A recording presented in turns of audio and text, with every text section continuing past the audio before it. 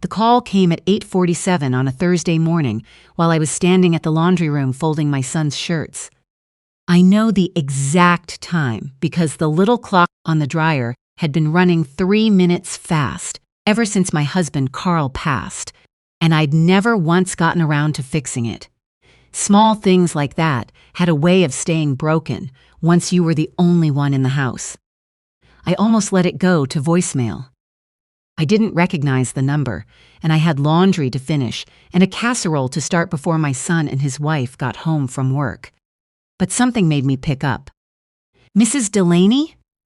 The voice on the other end was calm, professional.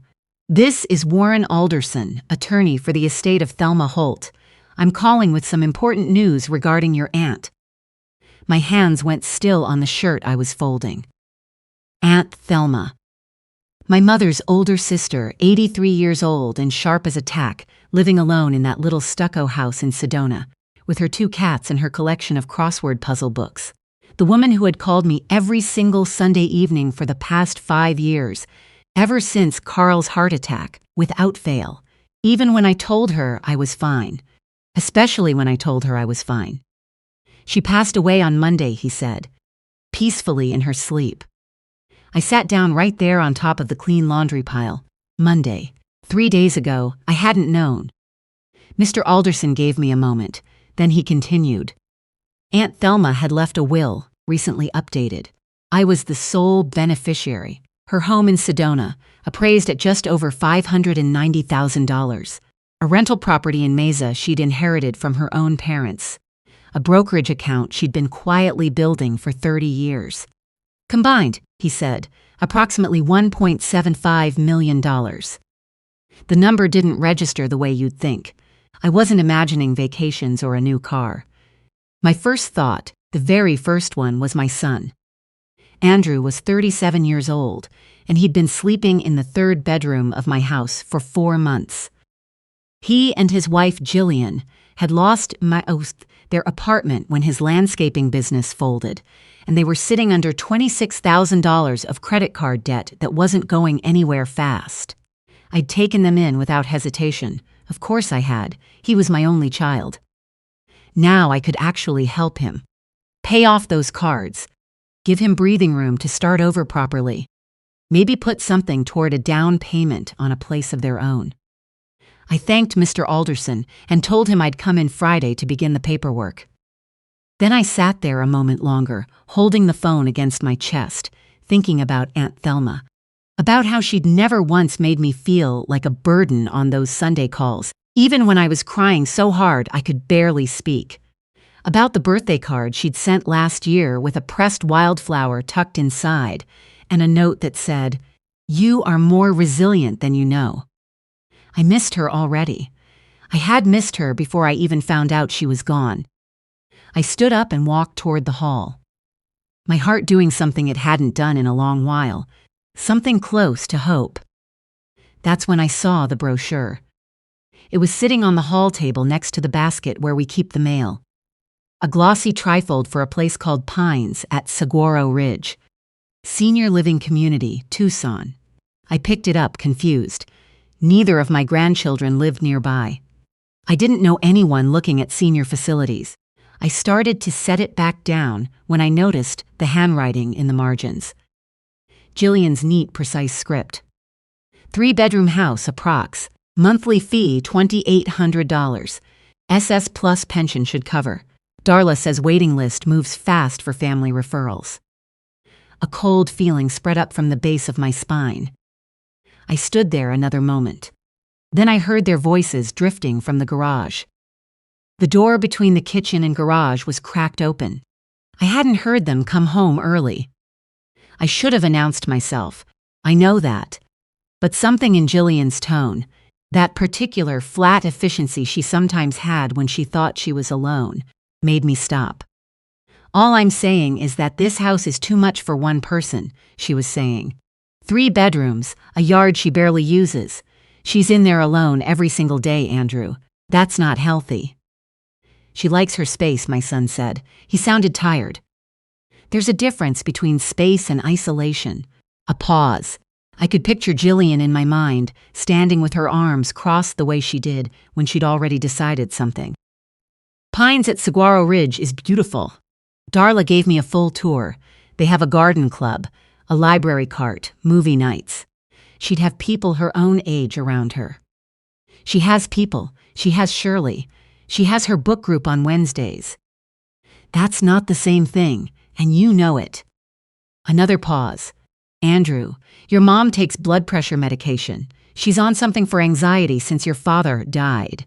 She's been through enormous loss in a very short time. That affects a person's judgment, their ability to manage things. The silence that followed lasted too long. What are you saying? Andrew's voice was quieter now, careful. I'm saying that there are legal options available to families who are concerned about a parent's well-being. Protective options.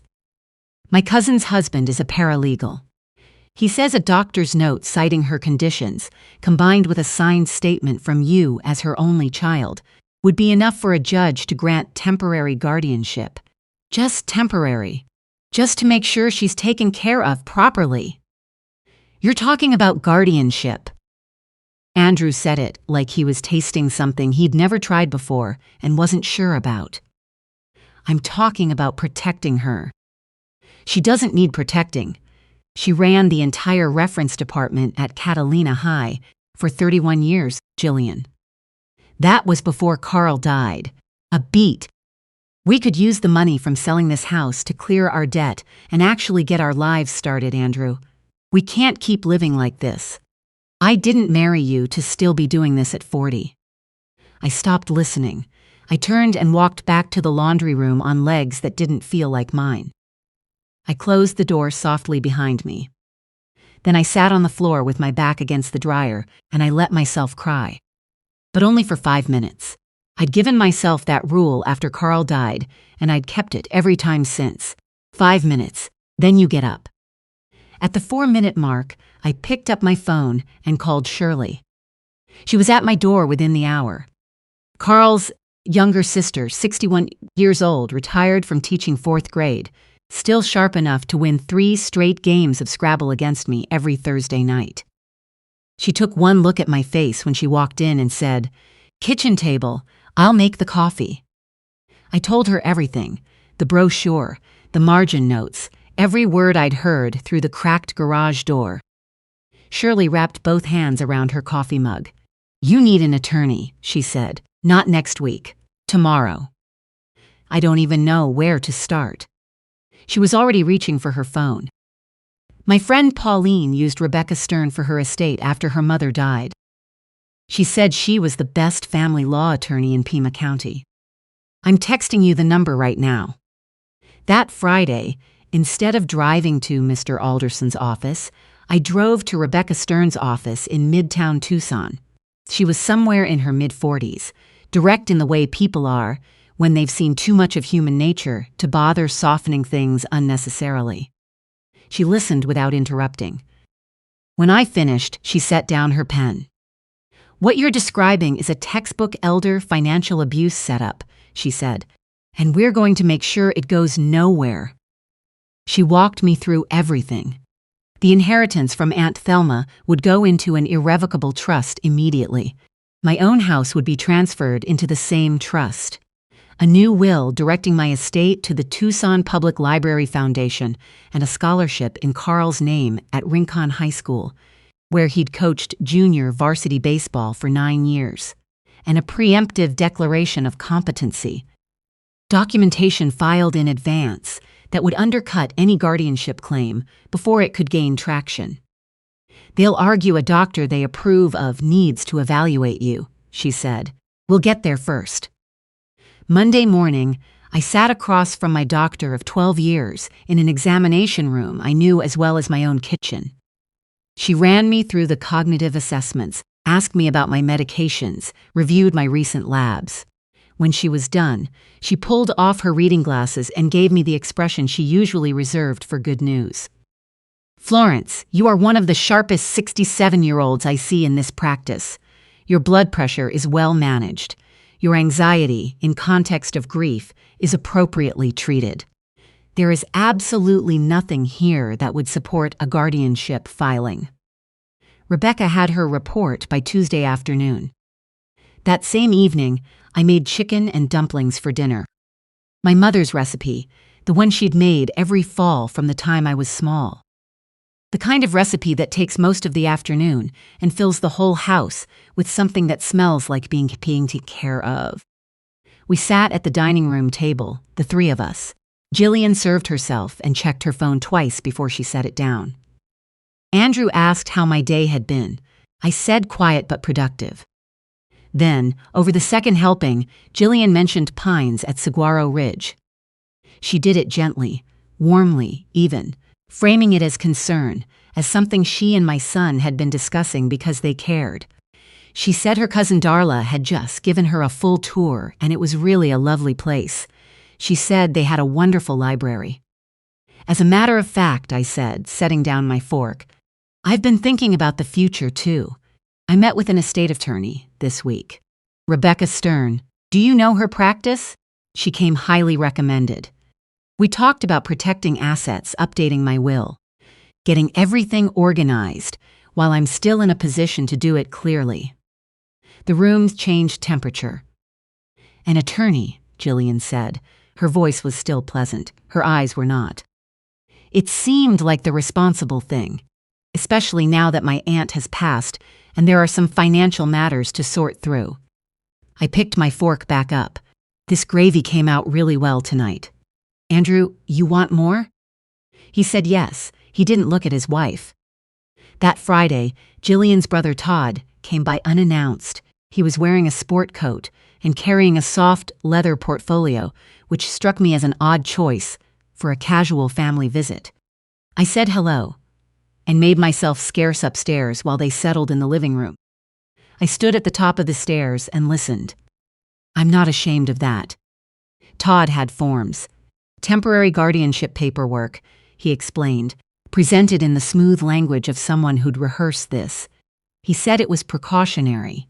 He said it was protective. He cited my blood pressure, my anxiety, the recent death of a close family member. He said that with Andrew's signature, a sympathetic judge could grant the order within a week, and from there they'd have the authority to ensure my assets were properly managed during this sensitive time. My son was quiet for a long stretch. She met with an attorney on her own, Andrew said finally. She's already setting up a trust. That's exactly the issue, Todd said. We don't know who this attorney is or what she's recommending. For all we know, this Stern woman is taking advantage of your mother's grief. Rebecca Stern has been in practice in Tucson for 20 years, Andrew said. I hadn't told him that. He'd looked her up on his own. Andrew, Jillian's voice, we have to do something. We can't stay in this holding pattern forever. I heard the rustle of papers, heard Todd say, just right there on the line. A silence that went on long enough that I had to press my hand against the wall to keep steady. And then my son said no. Just that, one word, quiet and absolutely certain. Jillian's chair scraped back. Are you serious? She's my mother. His voice had found something solid in it. She's 67 years old and she ran her department for over 3 decades, and there is nothing wrong with her. I'm not signing this. The argument that followed lasted 40 minutes. I heard most of it. Jillian said she hadn't signed up for this life. She said she'd stayed because she thought he was going to do what was necessary. She said if he couldn't fight for their future, she needed to reconsider what that future looked like. He didn't change his answer. Todd left with his portfolio. That night, Jillian slept in the guest room. Saturday morning, Shirley called me. Florence, get online and pull up Pima County Superior Court records. Search your own name. I did it while she stayed on the line. There it was, an emergency petition for temporary guardianship over Florence Ann Delaney. Filed Friday afternoon. Petitioner, Jillian Delaney. Not Andrew. Jillian, acting alone, claiming she was doing so out of concern for my welfare, and that my son was too emotionally compromised to act clearly on my behalf. I called Rebecca. She didn't sound surprised. "We have a hearing Monday. Bring Shirley and bring Andrew if he's willing to testify." Andrew didn't hesitate. "Tell me where to be and when." The courtroom was smaller than I'd imagined. A conference room, essentially, with the judge's bench. Judge Marianne Cooper was in her early 60s, silver-haired, with the expression of someone who had heard every variety of human maneuvering and was not easily impressed by any of it. Todd presented the case: anxiety medication, blood pressure, isolation, a woman bereaved and confused, in need of family protection. He spoke with great conviction about the importance of caring for vulnerable elders. Rebecca presented my case: 31 years in education, my doctor's full evaluation, the irrevocable trust I had set up, the declaration of competency, the timeline showing I had taken these rational, well-advised steps before any guardianship petition was filed. Then Judge Cooper turned to Jillian. She asked what specific incidents had led her to believe I was incapable of managing my own affairs. Jillian answered carefully. "I sometimes seemed confused," she said, distracted. She'd noticed changes since Carl passed. "Mrs. Delaney," the judge said to me, "would you like to respond?" "I retired at the end of last year after 31 years as head of reference services," I said. "I helped students research everything from state capitals to constitutional law. I organized a department of 9 people. I am also the one who taught my daughter-in-law to use the library's digital archive system when she needed it for her own work, approximately 2 years ago, because she wasn't familiar with how." I paused. "I am not confused. I am careful. There is a difference." A murmur moved through the small room. Then Judge Cooper looked at Andrew. He stated clearly, and without hesitation, that he had never authorized this petition, that he had specifically refused to sign the guardianship paperwork when it was presented to him, and that he believed his mother was fully and completely competent. Judge Cooper set down the file. "This petition is denied," she said. "There is no medical evidence, no corroborating documentation, and no basis for an emergency filing beyond the petitioner's own characterizations. What I see before me is a fully competent adult who sought legal counsel, completed a medical evaluation, and took responsible steps to protect her own assets. The fact that those steps do not benefit the petitioner does not constitute evidence of incompetence." She looked directly at Jillian. "If another petition is filed without substantive medical evidence to support it, I will refer the matter to the county's attorney's office. Am I understood?" Jillian nodded. Her face had gone the color of old dishwater. The gavel came down. Outside in the hallway, Shirley hugged me so hard I felt it in my back. Andrew stood a few feet away, his hands in his pockets, watching the floor. I walked over to him. "Thank you," I said. "I should have seen it sooner." He looked up, his father's eyes that same quiet gray. "I think some part of me knew.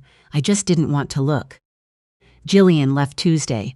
She took her car, 3 suitcases, and the good blender. She did not say goodbye. 2 weeks later, Rebecca called with something else. She had asked a private investigator to look into Jillian's background. What came back required me to sit down to hear it. 4 years before she married my son, Jillian had been in a long-term relationship with a man whose father was an elderly widower in Scottsdale. The father had early-stage memory issues, not severe, but documented. Within 8 months of Jillian inserting herself into that family's life, a guardianship had been established through a physician she had recommended. The father was moved to a memory care facility. His savings account was drawn down significantly before a daughter in another state noticed and contacted an attorney. The family had settled quietly. There were no criminal charges. Jillian had moved on. She had moved on to Tucson, to Andrew, to my son with his struggling business, and his mother with a paid-off 3-bedroom house. I held the phone for a long time after Rebecca finished speaking. "The previous family is now willing to cooperate with investigators," she said. Combined with what we documented here, the county attorney's office is looking at fraud and elder financial abuse charges. I drove to Sedona the following weekend. I needed to see Aunt Thelma's house. It was a small adobe bungalow at the end of a quiet lane, backed up against a hillside thick with juniper and sage. The courtyard had a terracotta fountain that had gone dry but would work again with a little attention. There were pots of rosemary by the front door, half wild from a summer without tending. I let myself in with the key Mr. Alderson had sent. The house smelled the way Aunt Thelma had always smelled, lavender and old books, and something that I couldn't name but recognized completely. I walked through each room slowly. The kitchen with its view of the red rocks, the little sitting room with the shelves of crossword books, 3 deep, alphabetized by publisher, the bedroom where a small writing desk sat under the window. In the center drawer of that desk, in an envelope addressed in Thelma's cramped and careful handwriting, I found a letter. Florence, I want to tell you something I didn't mention on our Sunday calls, because I didn't have enough proof yet, and I didn't want to worry you without cause. A woman named Jillian called me twice this past spring. Very sweet. Very interested in whether I had a will, whether I'd given any thought to who would handle my affairs, whether I felt Florence was really in a position to take on that kind of responsibility after everything she'd been through. She was smooth about it, concerned sounding. I am 83 years old. I have known smooth and concerned sounding for decades. I called my attorney that same week and updated my will. Everything to you, directly, no strings. I also called the Arizona Adult Protective Services hotline and reported the conversation. I wanted there to be a record. You may need it. In the drawer below this one, there is a small recorder. I still use a tape recorder. I know that's hopelessly old-fashioned, but I never trusted those little digital things. I recorded both of her calls. The tapes are in the case beside it. You are the only person who visited me when visiting was inconvenient. You drove 3 hours each way, twice a month, when I was sick last winter and wouldn't tell anyone. You sat with me, and we did the crossword, and you pretended it wasn't a long drive, and I pretended I wasn't frightened. That is the kind of person you are. Use what I've left you however you see fit. But please, Florence, use some of it on yourself. All my love, always, Thelma. I sat in the chair at her writing desk, and I cried for more than 5 minutes. I cried until I couldn't anymore, and then I sat in the quiet of the house she had loved. And I listened to the fountain in the courtyard trickle back to life from a hose I'd turned on when I arrived. And I thought about how this woman had been protecting me from 300 miles away, from a recliner in Sedona with a tape recorder on the end table, because she'd loved me that quietly and that thoroughly for my entire life. I called Rebecca. She was silent for a moment when I told her about the tapes. "Bring them to me," she said. "This is exactly what the investigators need." I moved to Sedona 6 weeks later. I sold the Tucson house, my house, Carl's house, Andrew's child Tud house, to a young family with a baby and a dog who loved the backyard. I watched them walk through it on the showing day, and I could see them imagining it filled with their own noise and laughter, and I thought, yes, that's exactly right. That's what houses are for. Andrew found an apartment on the east side of Tucson. He called me that first Sunday evening at 7 o'clock, and every Sunday since. We talk differently now. Not the polite surface conversations we'd been managing for years, both of us too careful of something we couldn't quite name. We talk about his father. About the years after the funeral when Andrew had tried to hold me up, and I'd leaned on him too heavily without realizing it. About Jillian and how he'd known something was off and had kept explaining it away. About what it means to start over at 37. My therapist says I kept picking people I thought I could fix, he told me one Sunday, because I couldn't fix Dad. You couldn't have fixed your father, I said. His heart was the way it was. I know that in my head. Give your heart time to catch up. It usually does. Jillian and Todd, were indicted in January. The previous family from Scottsdale testified. The tapes Aunt Thelma had made were entered as evidence. The charges included elder financial abuse and conspiracy to commit fraud across 2 counties. I was told the case was strong. I didn't feel victorious when I heard. I felt tired and a little bit sad in the way you feel when something you hoped would not be true turns out to be exactly as bad as you feared. But underneath that, I felt something else too, something clean. I volunteer at the Sedona Public Library 2 mornings a week now.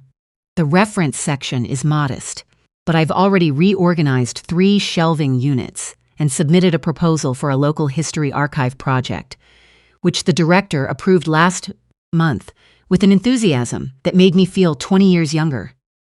I planted rosemary in the courtyard next to Thelma's pots. I've started the fountain running every morning. There are hummingbirds in the sage by the back wall. A pair that comes at sunrise and again in late afternoon, hovering so perfectly still in the air while their wings beat at a speed you can't track. Andrew visited last month with a friend from his new job, a quiet, steady man named Greg, who teaches high school physics, and asked me 3 intelligent questions about the local geology over dinner. I watched my son laugh over the meal, really laugh, from somewhere easy and unguarded, and I thought about all the years I'd watched him laughing as a little boy, and I let myself feel both things at once without needing to choose between them. The night after they left, I sat at Aunt Thelma's writing desk. My desk. I'm still getting used to saying that. And I opened the journal I'd bought in town, but hadn't touched since I moved in. I wrote the date at the top of the first page. Then I wrote, I spent 31 years teaching other people how to find the story they were looking for. I think it might be time to write my own. I don't know yet exactly what that story will be.